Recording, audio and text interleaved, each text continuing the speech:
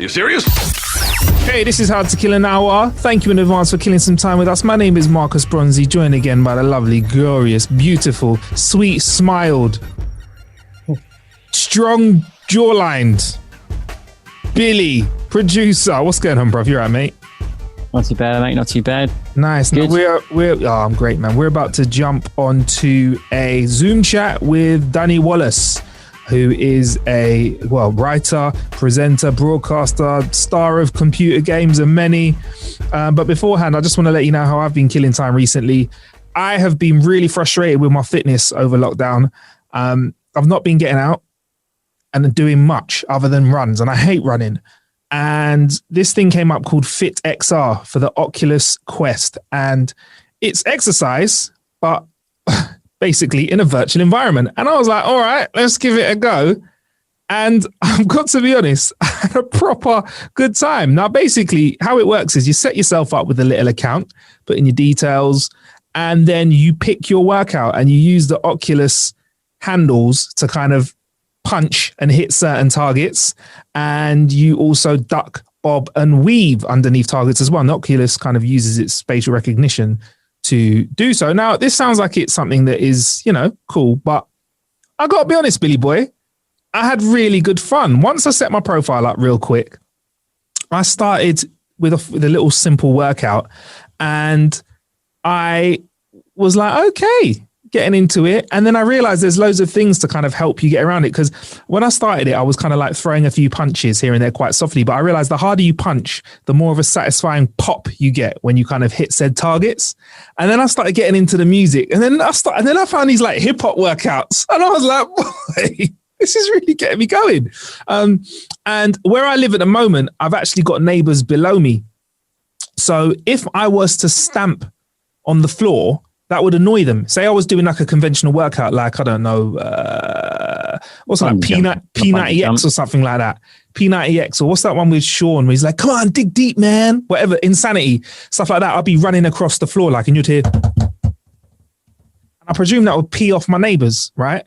But with this, because you're in one fixed position, you're kind of squatting in the place, you're throwing punches. You're getting a little bit of a leg workout, but you're doing a lot of upper body. And you're not, if you've got neighbors, you're not peeing them off. And I don't have the most space where I set up to do this Oculus Rift. And because you can set yourself up, with the Quest, because you can set yourself up with the Quest and you're standing in one position, it's pretty cool. I really liked it. And I didn't feel like I was peeing off neighbors below me. Granted, obviously not as much of a leg workout as if I was jumping around and stepping over stuff. But, I can go outside and, do some leg exercises out there. But I really, really enjoyed it. I feel like the music was all original as well. I've not heard those tunes anywhere else. So, I don't know. Do I like listening to music that I know sometimes working out? Yeah.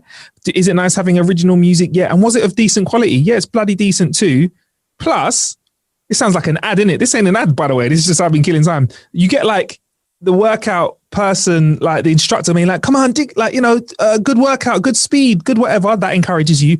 I realized the harder I punched, the better score I got. So I started trying to punch harder, which made me work out harder. I was dripping in sweat after like a 15-minute workout, and lets you know how many calories you could have burnt as well, because you put in your details. So I've burning like 250 calories in 15 minutes. So I might throw a couple classes back to back because I am who I am to burn a quick 500 calories. Plus, you can play with your mates online as well. So like you can add some friends, and you can also play solo or play while there's other people, and there's a leaderboard in your virtual room where you can see people working out next to you, which gives you the ultimate encouragement, Billy. Insane. Loved it, man. Had loads of fun with it. A virtual workout from home with real expert trainers putting together the workouts. I was smashing up the hip hop ones. And yeah, man, it's a great example of how you can work out whilst you are chilling whilst you were in lockdown. So yeah, man, that's how I've been killing time. I've made a video for it as well. I'm going to pop it up on our socials as well, so you can check that out. Anyway. One quick question. Yeah, go on. Did you fall over at all? Never fell over, not once. Because you're wearing a headset. I was wearing a headset and I put in headphones, but with the Quest, you didn't have headphones. Without headphones, it was pretty good anyway. But I put on headphones as well to kind of immerse myself, so you can hear like the things zooming over your head. And yeah, it was fun, man. I just like, and it was a proper workout. I'm not lying to you. A couple of workouts in, I felt the burn and I felt it the next day as well. So a great way to get an upper body workout during lockdown. FitXR. In fact, I'll put the video up on social media of me throwing some punches and sweating and stuff like that as well. But yeah, really, really enjoy it. Check the link in the description for all the information on that as well. But anyway, to join us on the show joining us on the show right now is Danny Wallace. He is a writer, a broadcaster, a presenter. I mean, he's even written a book which, ended up being a film. That is Yes Man. But we're going to talk all about that and also about the man that is Danny Wallace, starting with how lockdown is treating him. Let's get into that. First things first, I reckon, is I'd love you to describe where you are right now. Where I am right now, it's a bit unusual. A lot of people would be broadcasting to you right now from maybe their spare room or an office somewhere. I am in an office on a disused, what would you call it? Air base, basically, in the middle of nowhere in Suffolk. And it's very bleak around me. I can see hangars and I can see the vast open skies and a control tower over there. And it's nice working here because it's sort of vaguely apocalyptic. I have to drive down a runway to get here. And when I am here, sometimes, if you were in like central London or something, you might hear traffic noise. If you were at home, you might hear people mowing the lawn. I get every couple of days a massive Apache gunship practicing maneuvers and how to land right outside my office, which is brilliant the first time it happens. But it is very, it's hard to maintain a decent phone call when there is a warship next to you. It's a pretty cool excuse though, isn't it? During a meeting, if you just hear like the sound effect of a helicopter landing. Sorry guys, it's just an Apache outside the window. Just a moment, please. Can you keep it down, please, guys? Yeah, cool. Yeah, it's just an Apache. You know what I mean? It's a very odd thing. And also just where I'm looking, I can see Rendlesham Forest out there. And nice. that's where Britain's, I think, most famous UFO case ever happened, where apparently all these soldiers, American soldiers, just saw a UFO land in the forest. So this is a place of mystery and wonder, and anything might happen as we talk. Speaking of Rendlesham Forest, I've read about that recently. Apparently, there were a load of military, should we say, higher ups that did not believe it at the time, and they went and experienced it themselves. So there's like loads of accounts of people that were totally disregarded any kind of UFO chat, and once they came to Rendlesham Forest, they've totally changed their tune. How interesting! Have you seen anything UFO? Yeah, I think. I'll be honest, I have not. But if I looked up and if I wasn't familiar with like an Apache gunship and it was sort of landing next to me and it was a few years ago, I probably would have thought it was a UFO as well. So who knows what's happening here? It's a strange and mysterious place. But I think that Amazon are putting together a new series called Rendlesham with Lawrence Fishburne in it, I think, and it will tell the story of this place. I'd love to see that, actually. Lawrence Fishburne as well. That could be quite a good film. But I mean, I don't know. Do you believe in aliens, Danny? I've seen some weird stuff in my time. I've never seen Aliens, right. But an old family friend was absolutely convinced that he had seen a UFO on an old sort of stretch of road in Maine in America. And this is like a professor. He was quite a serious guy, but he was absolutely. And when you talk to him about it, his face the kind of the cheer went out of his face and his eyes went glassy as he was remembering the terror of the night. So I've never seen aliens, but I've experienced some strange ghostly things. Oh, go on, do tell. Well, years ago, when was it? It was about 20 years ago. I was asked to stay in a haunted house. And I was supposed to be like the man on the street, kind of going, "This is crazy. There aren't any such things as ghosts. Come off it, lads." And actually, what happened over the next 2 days was chilling and scary and inexplicable, and so many weird things kept happening that by the end, all the tech crew, who I was mainly hanging out with, because I thought they were the sensible ones, they were all absolute believers. And we saw ghostly figures. We saw smoke where there shouldn't have been smoke. It was like an old abbey. And at one point at midnight, I walk into this whole abbey courtyard after 2 days of this madness, and everyone's crying. And I'm like, what? Why is everyone crying? And they come up to me and they just go, can't you smell it? And I go, smell what? And it was like incense or like really, really strong smell of sort of roses. And all these like psychics, they called themselves, started going, the monks are showing themselves to us and they're saying it's okay to be here. And so I had to breathe deeply. I didn't smell anything, but for one split second, I had a really strong hit of like rose, and we weren't near any roses. So I don't know whether that was like groupthink or maybe I was wanting to smell it, because I'd certainly seen and experienced some strange things up till then. So I think there's stuff going on. It's probably not ghosts, because probably ghosts, don't exist and don't have minds and aren't thinking about stuff. It's just that there's just science that we don't yet understand. And in 100 years, we're going to look like absolute dimwits for not knowing it. There is a saying, though, that anything that we don't understand now or perceive as magic is just science that's kind of beyond our understanding. You can imagine if we jumped in front of a bunch of, I don't know, even a couple hundred years ago, if I pulled out a mobile phone or even just like a lighter, I'd look like I would be a wizard, wouldn't I? You would be an incredible wizard. I mean, paracetamol is magic, isn't it? 300 years ago. But it's, I would love to see you in a sort of time travel movie. Just sort of, mark us through time. Oh, man. And cowboy era would be quite good. You'd make a great samurai. I would love it. Oh, I'd love to. Do you know what? I think all of those times look really glamorous and great when you watch them in films. And then I realize things like running water don't exist. Things like a good night's sleep in front of the TV with the central heating on doesn't exist. And then I'm like, maybe it would be good for a day or two. I'll do it for a couple of weeks. Do you know what I mean? But I think, a weekend is probably, I think even then, for me, I think the novelty would wear off. It just sounds exhausting and dirty. And there are no vending machines. Yeah. It's like time camping. It's like camping, but through time. You only want to do it for a couple of days for a weekend, but never again. Danny, this show's called How to Kill an Hour. We talk about how we like to kill time. How have you been killing time? Because what's interesting about you, Danny, is that you seem to find ways of finding everyday things and turning them into quite big things. And I feel like you find a way of thinking your way into some very interesting experiences. A lot of the content that you put out is from you thinking. Now, you're in lockdown, so that kind of is forcing us all to have a big think. What is going through your mind? How's lockdown been for you in that respect?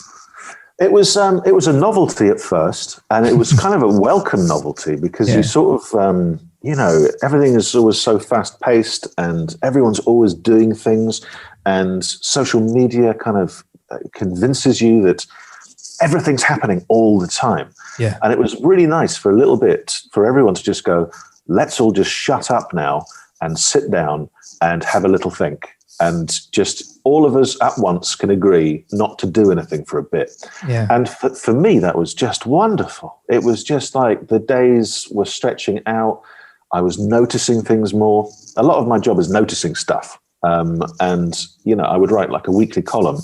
I did it for about nearly 12 years. And each week I had to notice something and then write about it. And it can get very tiring noticing stuff. So it was nice to sort of spend lockdown noticing like how the trees were changing or how the birds were getting louder and all the kind of the simple kind of pleasures. And I felt quite uninspired work-wise. I wasn't really having loads of ideas or working out how to do them. And I was keeping kind of busy, but really I was also relishing those times where I could just go, do you know what? I've got an Xbox. I'm going to play Xbox for a bit. And that's fine because we're in lockdown. And then I might have a cup of tea. So it was allowing myself those things that generally you feel quite guilty about if you're self-employed, because you've always got to keep moving. It was nice not to. Yeah, it's good to know that someone else feels like that. Like people say to me, oh yeah, self-employed is great. Get up when you want. I'm like, yeah, but if I don't do any work, like I don't make any money. Like, so I kind of need to work. So yeah, that kind of pressure being that off was quite cool. And nice seg into gaming, Danny. I think like obviously we did some work together recently with Assassin's Creed Valhalla. We ended up in quite an interesting environment, didn't we? Yeah, we did. I wasn't really sure what to expect. We turned up on the very first day. No one had told me that there would be a raven. And yet the very first thing I saw was a raven. And a raven is like here on this airfield, I'm surrounded in the morning and in the evening by crows and blackbirds who all move together as a very intimidating group, like a big pack of bullies. And I'm talking hundreds of them. But I still think I could take them on in a fight. Yeah. A raven is a very different thing. It's very heavy. It's like a dog. It's got the smarts of an 11 or 12-year-old kid. And I had to suddenly wear a glove and hold it out like a sort of exercise or a torture, really. And it was just on my arm for about 20 minutes before we even started doing anything. Yeah. And then, of course, I set the raven on you. And you bonded with the raven very quickly, didn't you? It felt very relaxed around you. Yeah, I feel like I've, there is a saying that, if it's good luck if a bird does its business on you. But apparently, I've made this up myself. If it does its business while it's on your arm, then it means that it's your best mate. So yeah, me and Loki the raven got on very well. Do you know what? What's intimidating about a raven, Danny, is like they look on screen. I think that Loki the raven looks intimidating, but not as intimidating as he did in real life. They have really large beaks. Like his beak was about 2.5 inches long, and it looks really, really sharp and really powerful. And then with birds in general, they don't tend to move their heads slowly when they look at you. They kind of poke their heads around, don't they? It's how they're made. Yeah. And when he kind of popped to look at you, I couldn't help feeling like intimidated by him. But he was a friendly bird, though. He was a friendly raven. Really. Well, you know those blokes in pubs who they move erratically and they move in a sort of, and they're always moving stuff around. Yeah, like they don't really look at you, but they're moving stuff around, and you know that they're going to hit someone, but you don't know who or when. Yeah, it's like that with a raven. It's funny. We're probably two of the only people in the world who can have this conversation, comparing a raven to an angry man in a pub. Yeah. But when he goes for you, as he did, because I have this big heavy glove on. And this glove was like what a knight would wear. It was basically chainmail.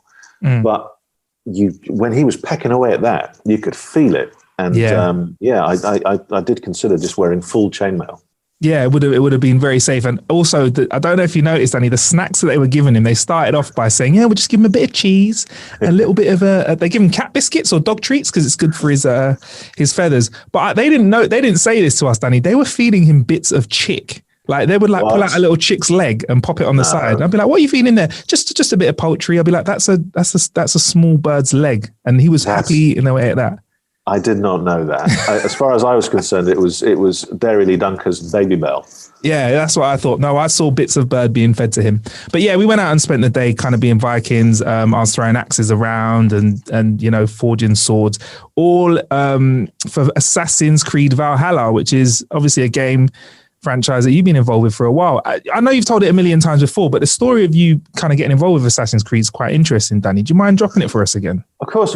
I was a video games journalist when I was a sort of teenager, and I've always kept my hand in and always kind of kept up to date with it. And I've hosted, games awards and things like that. So I would get asked to go to some of them sometimes.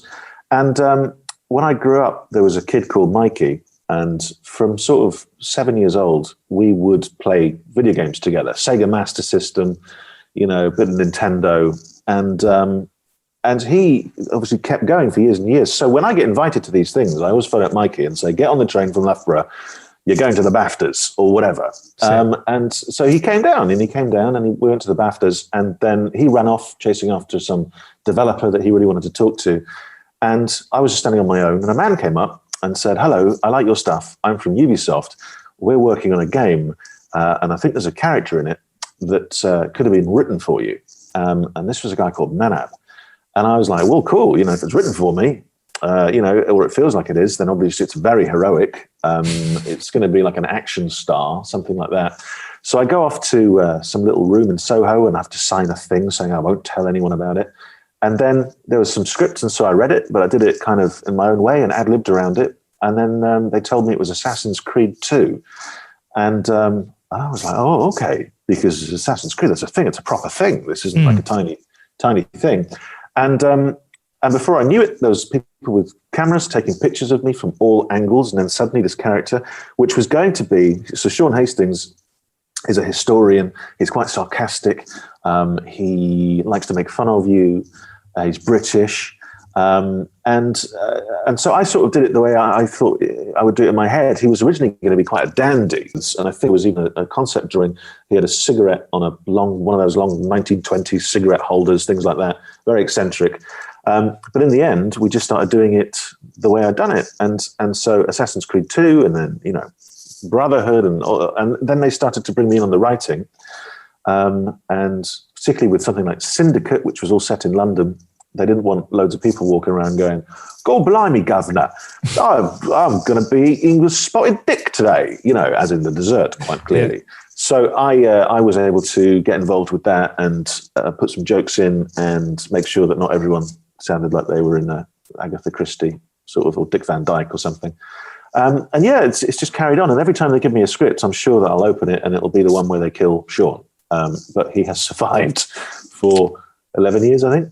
Yeah. I mean, it's one of the biggest franchises on the world. I'm not like trying to blow smoke up your ass, but how does it feel kind of being involved in a franchise that's so big? Because I think media has reach, but people don't realize how much reach computer games has, and how personal they are, because you're in someone's room. Like when Sean Hastings pops up, you're popping up in someone's living room, in someone's bedroom. You're right there next to them. Do you know what I mean? Yeah, it's weird. When the first one came out, I didn't tell anyone I was going to be in it. And I wanted to see if anyone would notice. And then I got a call from Dara O'Brien, the comedian, just going, "What are you doing in my living room?" It was just like, he was just like, "What?" Because obviously it looks like me and he talks like me. So he's more sarcastic than me, but then they let me sort of muck about with the lines, every now and again. So yeah, it's incredible to be a part of it. And it's the global reach of it that really hits you. I was in Venice with my little boy, and I was walking around looking at the buildings, and then I suddenly remembered, oh my God, if he plays, Assassin's Creed 2, he will see all these buildings. And so I said to him, look around, really take it in, because one day I'll let you play this video game, and I'm in it. I was going, I'm in it. It's a bit weird, but I'm in this game. And he's like, what? And I go, yeah, well, just all the buildings will reappear. And a man walked past and just went, are you in Assassin's Creed? And while that was really cool for my son and me to share a moment, it did make it look like I just hang around in Venice talking loudly about Assassin's Creed, hoping that someone will recognize me from it. But if I do get recognized from the game, it's usually with my son, but it's happened in like LA and Venice. And so you kind of, and Edinburgh. So you get this kind of, this real feeling of, when they come out, people look forward to them, and it's great. And I've just decided to, even though it's an 18, I've turned the blood off and I've made it not rude. And my son is doing Viking studies at school, like a project. And so I always have to say to him, this is your homework. You're going to have to come downstairs now, please, and play Assassin's Creed Valhalla. Okay. I'm sorry. Dad. I just wanted to go to bed, but I guess I'll come down. I'll play a couple of hours, maybe 3. Just a couple of hours, a couple of hours. And then I just sit there and watch him as he kind of, but it's great. And they are educational. That's what I tell my wife. And, and it's fine. So it's all good. Also, they've also modelled your face. It's quite flattering. With all due respect, the version of Sean Hastings that we've seen. That's both a compliment and an insult. But yes, it's when he first walked onto the scene, I was a great admirer of his forearms because I've got writer's wrists. Yeah, so this is all I do. But he's got the kind of forearms that you could imagine someone, pulling you out of the wreckage of a helicopter. There's man's forearms. And so that's good. But he does change throughout the series. I think he's an unusual, he's got an unusual look now. I think he still looks quite a lot like you. He's pretty cool. Have you seen him in this version of the game? Have you got up to that point? Yeah, we have. And that was just a weird moment for my son as well, because the first time I won't spoil anything, but it was weird when suddenly I was next to him and also on the screen. Yeah. And you know what I mean? It was a funny, weird moment. I think it's something to be proud of. It's pretty cool. And what was the writing process like? I think we all kind of have an understanding of what the writing process is like with film and TV. Is it much different for games now? Because Assassin's Creed, I feel like it has a very cinematic vibe to it as well. Yeah, well, the stuff that I would initially write would be sort of the database entries, and so that was just prose, and so I was quite used to that, and just kind of making it a bit funny and like the character. When it came to the scripts that they would send through, there were hundreds of them, and I never knew when it was going to end or what was going to arrive, and I was just like doing little punching up or suggestions. Really, I would always just go, here are some suggestions for what this could be. But it was amazing to see the process and the world that they were building. My favorite bit is always when you're like walking through a crowd and you just hear like little conversations. And you may not hear them, you might not take them in, you might not listen to them, you might not ever experience them. But the fact that they're there, I love. And so I would always spend quite a lot of time making weird little chats that if you happen to be walking down the carriage of a train and you did want to just stop and see what this couple's fighting about or what that drunk man is saying, you could, and there would always be kind of like a punchline to it. So, but I think that was fun. But the duty of care that they take with these games is extraordinary. Yeah, I love a little bit of NPC chat as well. Yeah. Would you say then that because you've worked across film and TV and gaming as well, is it fair to say that gaming is probably bigger than movies right now with regards to the production process in some ways? Obviously, not always massive built set pieces. But outside of that, would you say that in some ways that it is a bigger industry? Because I feel like gaming is much bigger than we think it is, even though I'm very aware it's enormous. Yeah, I think that, with a film, I guess you've got that one driving narrative that takes you through and you're on rails because you're just kind of experiencing that. But with games, you're like in a film, if you like, and you can kind of control to a certain extent where you go and how much of that world you see. So certainly, I mean, I would say, well, the economics of it certainly point to these games being extraordinarily big and giving film a huge run for its money. But I think that the immersive experience and just the scope and the depth of it mean that I think that film is going to start taking its lead at some point from games. I don't just mean adaptations. I just mean the kind of, as technology emerges, the immersiveness of it. Yeah, look forward to that. Anyway, enough about Assassin's Creed, not being paid for this. But so what else have you been playing during lockdown then? I'm a very lazy gamer. So I, in the old days when you had to put a disc in, I would put a disc in and then it would stay there for a year until the next version came out. And so it would tend to be kind of Call of Duty and things, because I love multiplayer. That's really, I used to think about how amazing it would be to be able to play against people in their own homes. And then it happened, and it was the technology existed. I couldn't believe it. I remember playing Quake. Yeah. Was it Quake? Yeah, Quake. And it was in the office of PC Gamer in like 1994, 5.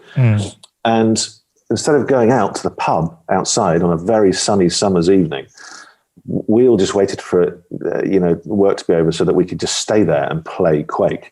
And there was probably about 15 of us in a row, all on PCs. And it was incredible because you could fire a rocket from over there and you would hear it go through the office on people's speakers and get someone at the end who'd be like swearing. So I always love that idea that other people are playing at the same time, because I love outwitting people or trying to, and I love being outwitted. So for me, just like, gun game that they do now on Modern Warfare, I think.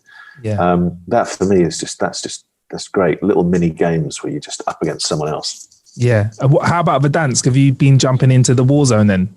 Oh yeah, totally. I head straight for the choppers. I do as much damage with them as I can. Yeah, and then I crack on. Yeah. So you're straight for the choppers in the loading area? Is that it? You're that guy that's cutting everyone up, making sushi? Not in the loading area. I go straight for the air base or the TV place. Get myself a chopper and get out of trouble. Right. Let the idiots all shoot each other for a bit. I'm going off. And then go and crack off. All right, cool. Yeah, because I think Verdansk is pretty. What I found interesting about Warzone is the fact that it was such a slower pace. Like, it was really weird at the start. To be honest, like when I first started playing it, I found it hard because I was so used to multiplayer just being like all the time, like respawn. But as soon as I got into the Warzone, like the pace of it was really interesting for me. And I feel like it is more about outwitting people. I feel people that do better in Verdansk, or when I do better, it's when I'm feeling cheeky and I pull off a little cheeky move or run around a corner, set up a little trap or something like that. That's when I feel like I can really do better. And also you can play with your mates as well. And you're actually in a little team, which is really cool too. That's true. I haven't really done that as much. I just sort of jump in and do it at random times. But yeah, no, you're right. It's the outwitting. It's the kind of taking a chopper, seeing someone else has got a chopper. They sort of park do you park a chopper? I suppose you do. The guy outside does. You park the chopper, you get out, pop a little C4 on it, get out of there, wait for them to take off. Oh, how satisfying is that, mate? I love it. And also the fact that you get a little clip of somebody as you kill them as well. Once in a while, you get a little, it turns their mic on you and go, you motherfucker, and they're gone. Yeah, that's pretty exactly. Cool, I'll tell you what, though, I noticed something the other day about Rocket League, which my son's been getting into and which I've always liked. What I like is there is sort of short, there's the shortcuts that you can just hit and then a little bit of dialogue comes up. Yeah. But what I like about Rocket League is all the dialogue is pretty positive. Yeah. So it'll be like, nice shot. Well done. Oh, I'm sorry. Oh, no problem. And I love that because unless you program your own ones in, what you're propagating is a nice environment where the only thing you can say is a nice thing. So you don't tend to get, there's probably just as many idiots playing it, but they're not allowed to unleash their idiocy. Yeah, that's true. I think everybody's heard some of the most shocking formulas of English on Modern Warfare or in the Call of Duty games in the lobbies. I mean, I've heard some shocking stuff, but Oh, mate. Yeah, especially when you win as well. Like when you win and it kind of opens up the lobby and I'm always like, great game, guys. Whatever they say, I'm like, thank you very much. Yeah. My mother is. Thanks.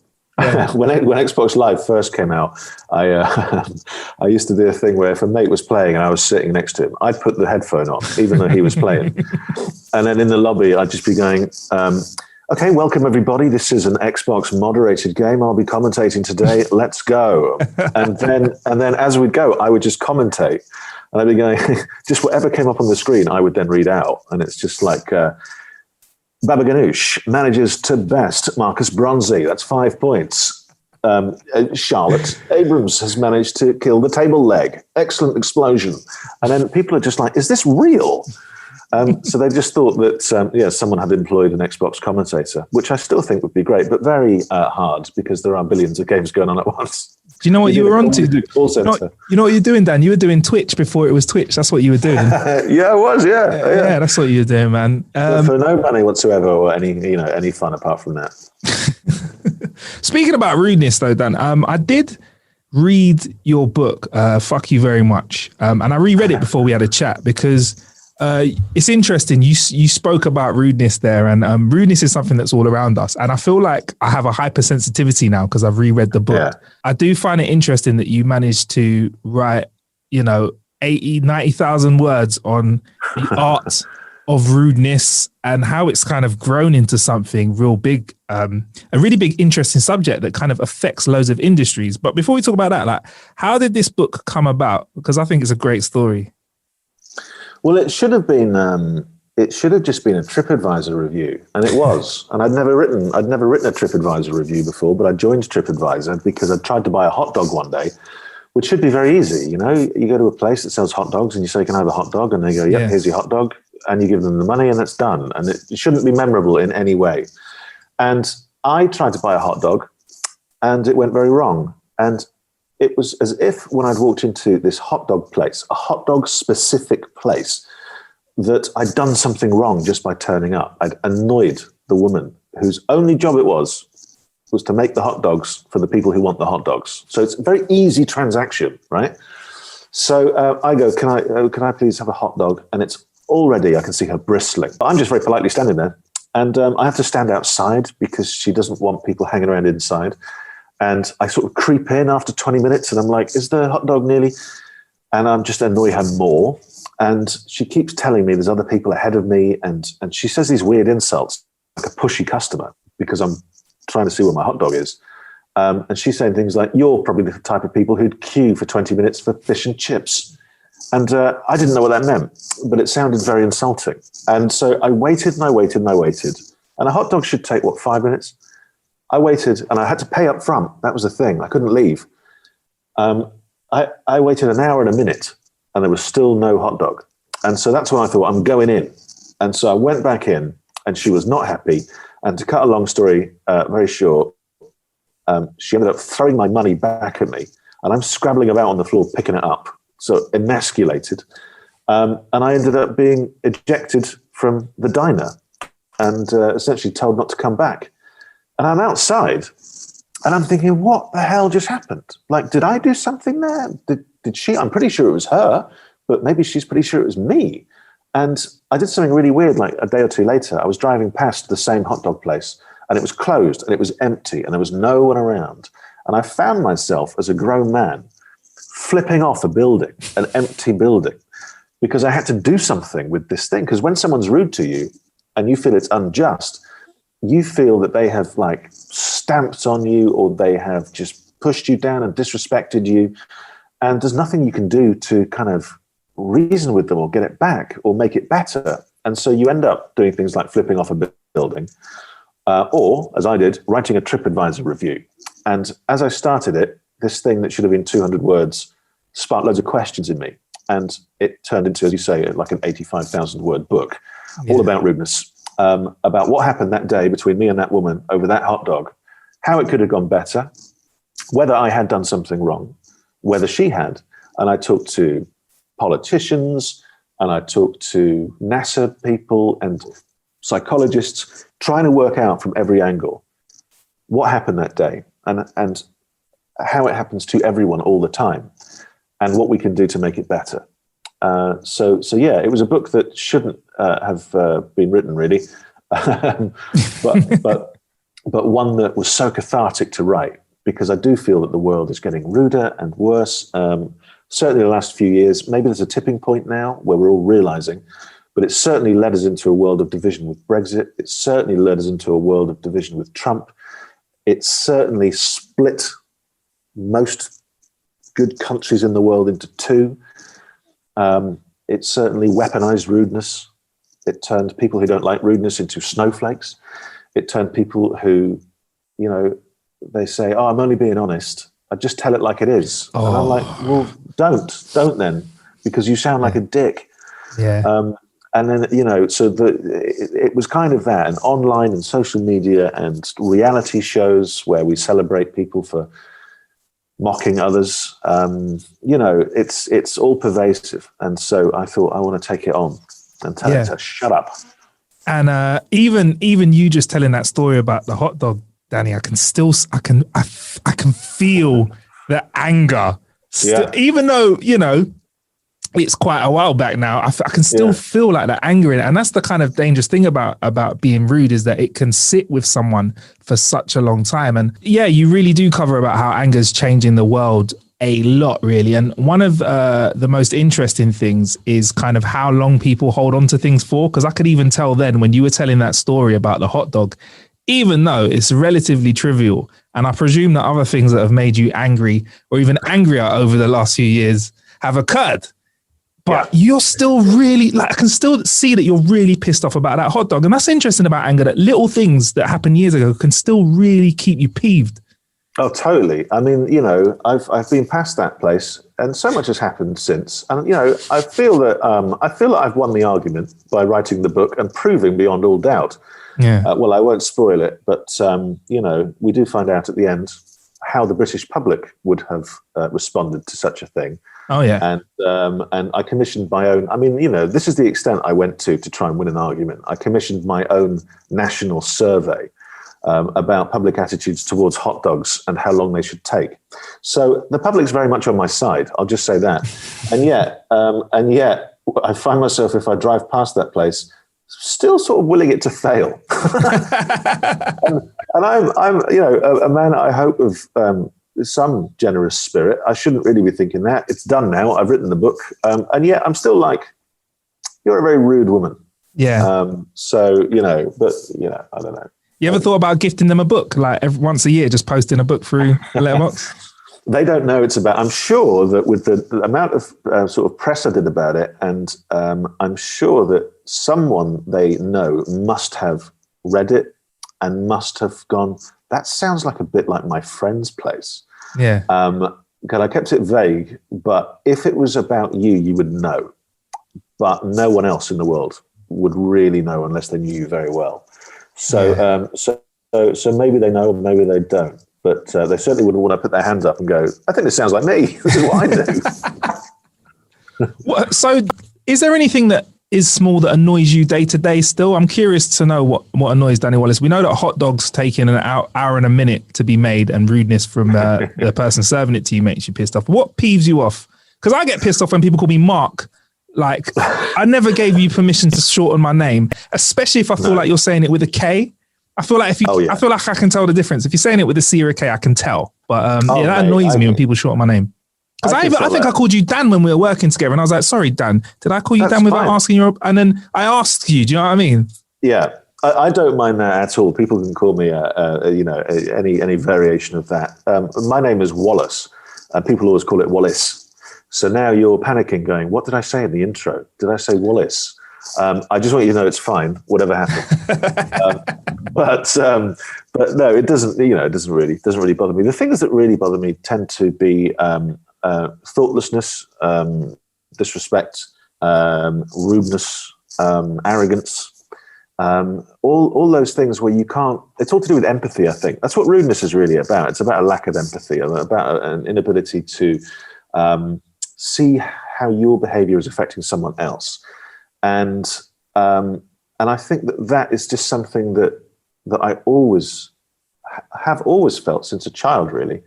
Maybe it's because I'm an only child. I was thinking about that as well. So that there was never anyone kind of picking on me when I was a kid. There wasn't an older brother or an older sister. So my world was one of fairness and justice because, your parents treat you well, hopefully. And so when you're suddenly exposed to loads of people who don't care about you and aren't bothered about you and what you feel, who are maybe, picked on by others and then transfer it to you, it's a bit of a shock for you because you're like, I thought everyone was nice. Everyone's always been nice. All the big people, they always give me sweets and stuff and they buy me the Beano. And this kid just kicked me. You know what I mean? So I think that there is a moment where, I see it most days. I see people being horrible to each other. And I try not to ever be horrible to anyone on, say, social media. I'm very careful about that stuff because I feel like it's like standing up in a room and saying something loudly. Even if you're just replying to someone, you should probably try and do it in the way that you would if all your friends were watching. You know what I mean? And that person's mum is watching. So I try and treat social media that way. That's not to say I won't go in if I feel someone's being horrible or saying something dangerous. Then I'll try and make a joke of it or undercut it. But I don't swear on it, and I don't, that I can think of. There'll be people now going, I will go through 10 years of tweets now. They will search advanced search, Danny Wallace. Fuck. Yeah. Yeah, there you go. Exactly. Yeah. And you're welcome to do that. And I'll give you the reaction already because you'll send it to me and you'll go, see, you said that. And I'll go, thank you for your interest. And I'll now carry on with my day. Yeah. Do you think that the kind of anonymity that the internet provides has really helped to speed up the increase of rudeness and that I'm just saying, I'm not being funny, but it's just my opinion. Do you think that, I don't want to just single out Twitter, but Twitter is a hot spot for it, isn't it? Totally. There's right now, there seems to be a new thing that we're feeling our way through where the greatest crime in the world that you can commit is to be wrong about something or to not have an opinion on something. And so people immediately have to give an opinion fast. And even if they know nothing about the subject, they just feel like, well, I've got to say something. And that's pretty dangerous because you're just saying anything. And then you defend that opinion that you've just come up with to the death. And that immediately leads to so much anger and probably like a disrespect of experts, which we've seen. in the past, because my opinion is just as valid as yours. I know that you've studied epidemiology for 14 years and headed up several government think tanks, but I've just read an article. Yeah. So it's that kind of attitude that sort of winds you up. And certainly there was a study. There was a study about it. I think it was Tel Aviv, the University of Tel Aviv in Israel. Obviously, they found that it wasn't just the anonymity, but it was the lack of eye contact. So you are far more likely to be hostile to someone you can't see, even if you're just sort of on a forum or IMing or DMing or whatever. If you can't see them, you're much more likely to be harsh to them and to take whatever they've said to you in a harsh way. And it's all to do with the fact that I can't see you, so therefore I don't care as much about you. And I think that's certainly absolutely true. There's also the on the flip side, there's the pearl clutching and the willingness to be offended by absolutely anything. Yeah.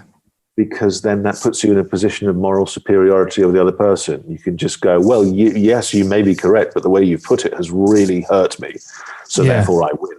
It's like with toddlers. You know what I mean? We're just a bunch of toddlers. Yeah. What do you mean? I can't have ice cream.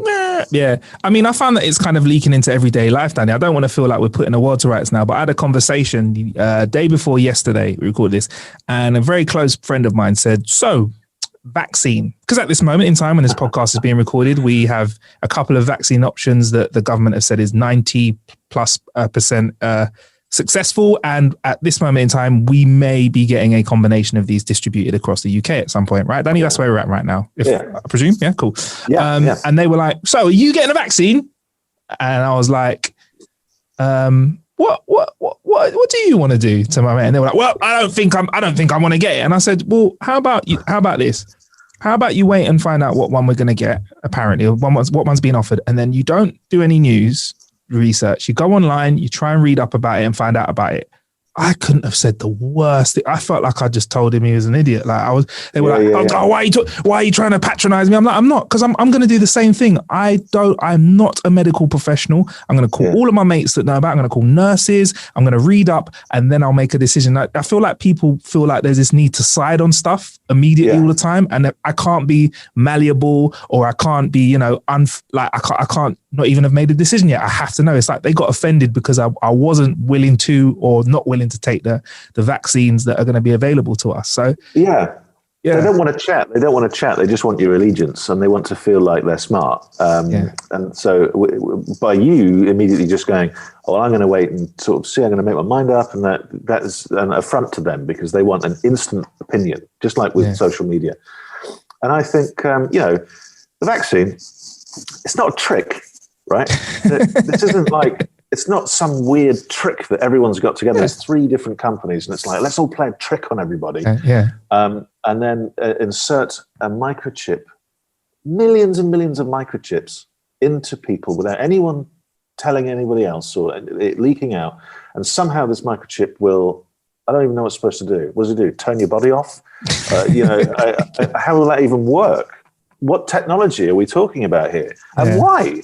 Yeah. Why would Bill Gates be? You see, you hear all this madness, and we are forced to have to be polite about it, because otherwise we offend them, and we're the ones that are all supposed to be snowflakes, and yet we have to really watch everything we say, because otherwise we're confronting or it's arrogant.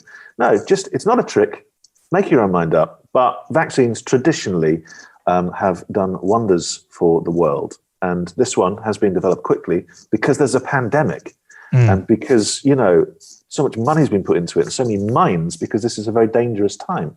So you have to bear all that in mind. There was a lady today who is a TV psychologist, and she is tweeting what could be quite dangerous stuff out. It's like holding a megaphone and just shouting madness.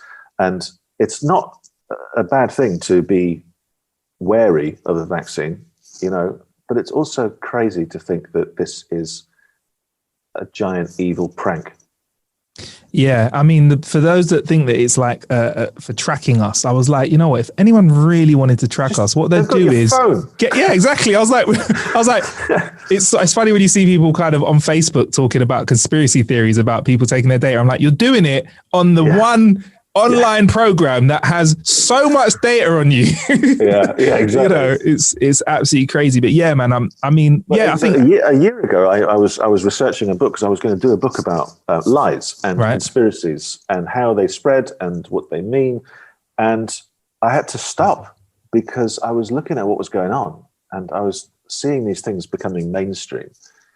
And anytime I wanted to write anything down, it was immediately out of date because there was another mad thing where, oh, look, it's 5G now. Somehow 5G is to blame. And there are people literally trying to burn down phone masts because they think that the 5G opens up the pores in your body, which makes the coronavirus, which is being sprayed out somehow, it gives it easier access to you. Now, why? Why? And how? And who's getting anything out of this? So I just thought, I can't write this book. I'm going to let someone else write it because there's going to be about 50 conspiracy theory books coming out next year, I reckon. Oh, they're already out, and people aren't even writing books; they're just on Twitter every day. And what's interesting about social media as well is that if people don't like something, I'm going to dare to say that I feel like it gets more backing from the algorithms because more people interact with it, because the algorithms are designed to say like, right, okay, this piece of information, whatever it says, is getting interaction, so we're going to push it out more to more people that will react to it. So if something is online and it jars people and makes them angry, it's going to show it to more people that will be made angry by it as well as people that will get into the conversation saying they like it. So I feel like bad news travels fast was the old saying. I feel like bad news travels far when you're on the internet. Fast and far, yeah. And it all goes back to like even reality shows, the people who got more airtime on, Big Brother were the people who were they realized their own little algorithm. If I am awful and make others feel bad and cause conflict, I'm going to make more money because I'm going to be on screen longer. And it's the same thing. It's just all attention. It's reality shows, right the way to our own little reality shows where social media is where you're the star of your own little reality show. Everyone revolves around you. They're your followers. They've decided to follow you. So I'm going to be honest and say awful things. Yeah, I'm just being honest. That's not the one. Right, Danny, without spoiling the book though, what do you think our path is out of rudeness? How can we head into a brighter place as people? How do we get away from this downward spiral? It's taking a moment. It's empathy, really. It's understanding that sometimes when you experience rudeness, it doesn't just come out of the blue. Because again, like that thing, we're all the stars of our own film. That person who's just been rude to you has had something happen in their little film that has led to this moment. Maybe they're not always like this. Maybe you've turned up at the wrong time. That's not to say you're to blame, because we all need to police our own actions and we all need to think more and understand more and take that moment to remember that. And crucially, we just have to stop being dicks. Don't be a dick. And if someone's a dick to you, absorb it and be nice back and see how that goes. How about that? Yeah. I mean, actually, in the book, you do allude to something quite similar, Danny. And because I just reread it, because it was fresh in my mind, it had two effects on me.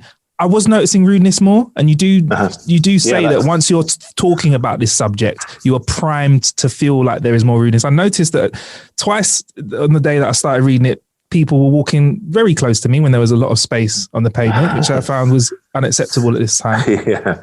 But I also went to get some keys cut, and I walked in and I was taking. I don't remember when I last got some keys cut. I was trying to take off each key and give it to the guy.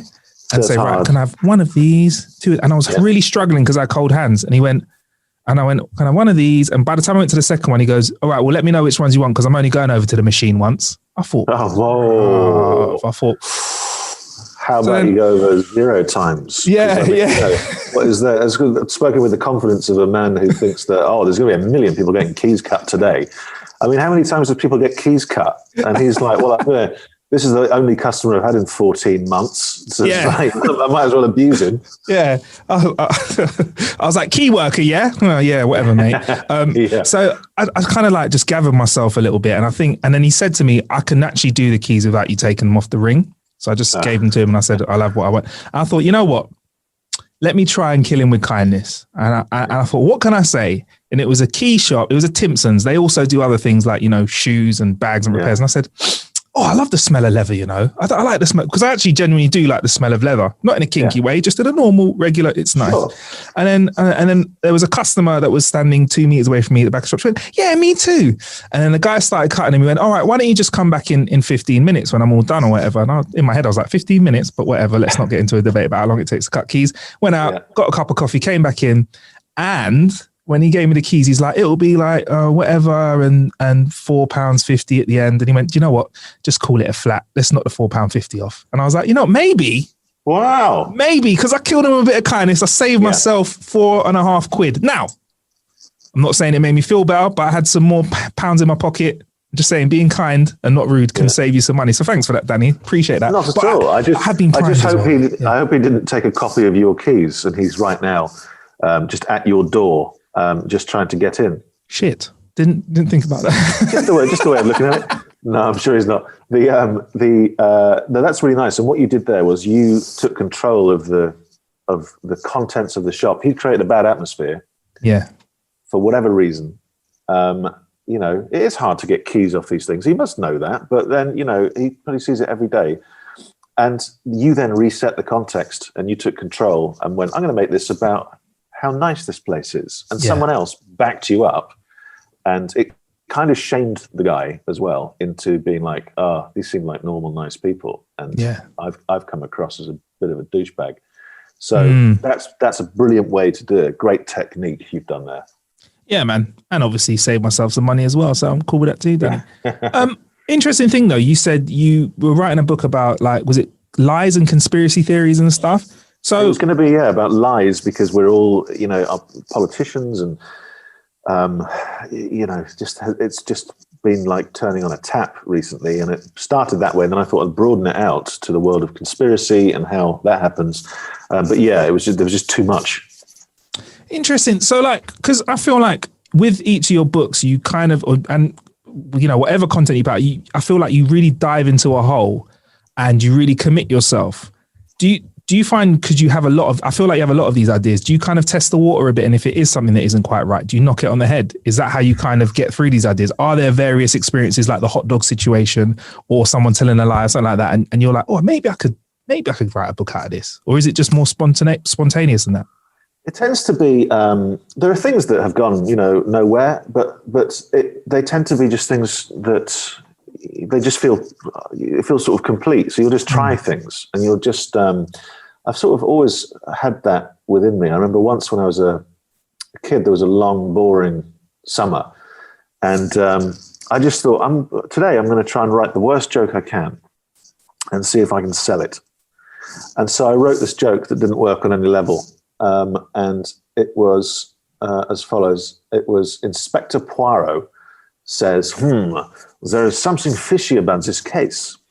And then Captain Haddock goes, that's because I'm a fish. Now, that doesn't work on any level.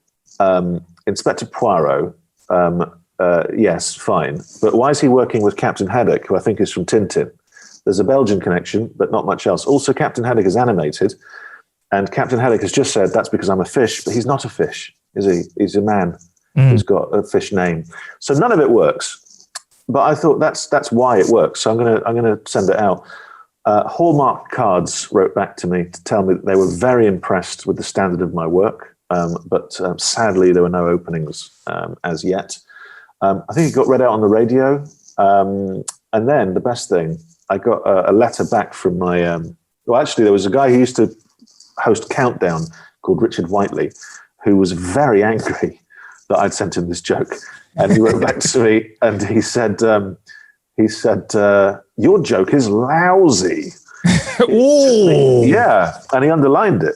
And he said, it took me 15 years to get where I got. If you've got any good material, send it in. And I thought, well, that's unnecessary, but it's quite fun. But the best one I got back was from Ronnie Barker, one of the two Ronnies, two of my comedy heroes growing up. And I knew that Ronnie Barker had retired and opened an antique shop somewhere in like West Oxfordshire or something. And so I sent it there. And then one day, I said to him, hey, Ronnie, here's a new joke. Do not steal it, or I will find out and report you. And I don't know, report him to who, because there isn't a joke police or anything like that. And he just wrote back and said, thank you very much for your material. I am retired. And then he said, please rest assured, I will not use your joke, not even in private conversation. I thought it was the best insult without sounding like an insult I'd ever had. Please rest assured, I will not use your joke, not even in private conversation. That's the politest bit of rudeness ever. Actually, to track back to the rudeness thing again, what do you think the rudest thing you've ever done is, Danny? Oh, I'm sure. I've been accused of like blank. I remember someone had a real go at me because I'd blanked them. And I was going, I'm so sorry. I didn't mean to blank you at all. But the thing is, I didn't know who they were. So of course, I mean, I blank almost every stranger. But they'd really taken issue with the fact that I hadn't kind of gone, hello. But I would look insane doing that, just walking around the town and just go, ah. Yeah. So I'm sure, everyone's been rude, everyone. And I'm sure, I mean, I say it in the book, I think. I once really lost it with BT, and I'm pretty sure that call must be used in training now for how to deal with an absolute madman. 100%. When you let rip on a customer service agent, they record it and they play it back. I've been in a few customer service situations where I used to work in customer services, and we do record people that kick off and we play it back, and we learn from it. Sometimes have a little giggle at the same time. Of course, but yeah, that's expected. Great. I would never do it at the standard, the first line of defense. It's only when you get put up to someone who treats you quite badly and could make the problem go away. Yeah. That's when. But yeah. I love bad customer service. I absolutely can't wait. I can't wait for somebody to fuck up and be rude to me, because you know what? I'm like, take that note down. I might even throw them a bone or two where they can be rude to me. So, there's nothing you're going to do for me. All right, cool. Take that down. I'll just have to wait then. All right, cool. And then I'll get all that information and be like, yeah, can I speak to the manager, please? I won't even get upset. I'll just be like, look, I'm really not pleased. What can you do to help me out? And then they know what I want. Yeah, I know what I want. And then we work it out. Do you know what I mean? I know exactly what you want. And the only thing you want is your keys cut for free. Oh, that's what I want. And for my house to not be broken into. Kind of running in the back of my mind. I'm going to have to rush off after the podcast to make sure that everything's all right. Do you want the next generation of Wallaces, though, Danny, to kind of follow in your footsteps and be investigative journalists? I'll turn my thing off. I'm so sorry. It was when I got the thing up. It made a big noise. That's all right. Do I want to? No, I want them to do whatever they want to do. Cool. I want them to do whatever they want to do and try stuff and feel what's right and not feel that they have to do any one thing, whether it's, work in an office or do whatever. I want them to feel like things are possible. And that means trying different things a lot of the time. And that's why my job I love, because I do lots and lots of different things. So it's all about the idea with me. Like you were mentioning, you get the idea and then you think, well, what is this? What's the best way to use it? Is it could be something big, or it could be something tiny. It could be an idea for a little game you play on the radio, or it could be a script, or it could be a book, or it could be just something I say, So for me, it's all about that. And I'd like them to have a similar approach if they want to, where the area they feel they want to be in is one that they can be drawn to and then work it out from there. So, I honestly, whatever, as long as they're happy. Yeah, I think I heard you say once, I think you said you like to go where the fun is, but you just make sure you do it well. So Yeah, that's the key. Go where the fun is. Well, for me anyway, go where the fun is, but then do that fun well, because if you do it well, you'll be asked to have some more fun somewhere else. And it might be in the same area, or it might be inspired by, it might be somewhere different. But do the work well, work hard. But if you can work hard at something fun, then I think you'll have quite a nice life. Yeah, man. I think that's definitely what we do here at How to Kill an Hour. I think, like, can we just play? Exactly. Like, so what? You find new ways to kill time. I'm like, it's hard work. And they're like, is it also fun? I'm like, yeah. So what did you do today? Well, I went bungee jumping. Yeah. Okay, cool. But So in lockdown now, do you think we're going to be having, like, what out the back end of lockdown? What do you think we're going to be having from Danny Wallace? Like, obviously you're back doing your radio show again, actually, which is good. You're doing that live, right? Yeah, I'm doing that back in the studio now, which is great. I do a whole bunch of weird stuff. So the radio show at the moment, there's a new kids book coming out in a few months. Yeah. Which I wrote in lockdown. There's another one after that. There's a grown-up book that I've got to start writing soon. I'm doing some sports commentary, but only, it's The World's Strongest Man. I've been doing it for 6 years. I used to watch it all the time when I was a kid. Yeah. And then I had to put on my sports commentary voice, and still make jokes, but just about big men lifting things. Yeah. So that's next week. And just whatever comes up, Yeah, man. I kind of like it. You kind of got this Zen effect, Dan. Like, you kind of like to feel like you do work hard, but I feel like you said, you go where the fun is. You kind of enjoy the journey, but have fun with it in a way. Yeah. And I've been starting a little project as well with a friend. We had more time in lockdown, obviously. And so we thought, well, why don't we try and come up with something? And so we just spent every few days, we'd just write a whole bunch of stuff and send it to each other. And we're slowly getting that into shape for what could be like a fun project for next year. Okay. But that was just me using time. There's no money in it at all yet, but one day it might be something. I hear that. Yeah. All right. Well, Dan, thanks for jumping on the show with us on How to Kill an Hour, man. And if we want to find out more about you, where do you think the best place is to go? Actually, wait, before we go on that, your radio producers forgot your birthday. That's rude. That's rude, isn't it? Very rude indeed. But I forgive them. They're simple. Okay, cool. They're simple souls. All right, that's fine. Fair enough. They can only do so much. The excuse he gave me was that his laptop got wet and somehow it deleted my birthday from there. Like, as if a drop of water had got in, like, one of the crevices of a laptop and sort of got into the calendar bit and just smudged my birthday out. Yeah. And he expected me to believe that. And was and he sent you that excuse from said laptop. Yeah, exactly. But sorry, Dan. Yeah, where can we find you then, mate? Well, I don't know really. What do you say? I guess at Danny Wallace on Twitter. That's a good place. I like that. A good way is to go to Amazon and buy one of my books, because I'm always waiting there, always waiting on the page, and I'm staring at you as you through the webcam as you buy one of the books, and then you can't see it as a purchaser, but I'm behind the webcam and I'm giving you a big thumbs up. Yeah, and when you download the audiobook from Audible, it is actually Danny live reading it to you, so you're on call at any point. Am I right thinking? I always do it live. Otherwise, what's the point?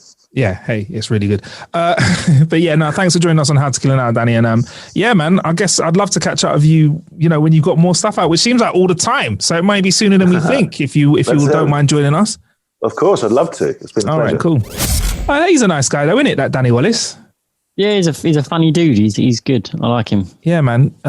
He's created so much content. Like, I didn't just want to do an interview where I reeled through everything that he's put out. But honestly, like, once you've had a go at Fuck You Very Much, he's got Join Me. He's got, Yes Man. Do you know what I mean? Like, he's got podcasts that he's put out. He's got loads of content. So yeah, Danny seems to be someone who's put out loads over the years. If you like an inquisitive mind, he is definitely one of those. So make sure you check out the book and all of his content. You can find us here at How to Kill an Hour on all social medias. I'm at Marcus Bronzy on all social medias as well. There's plenty of ways to kill some time out there. I have been the Marcus that is Bronzy. And I've been Producer Bill. Thank you for killing some time with us. Peace.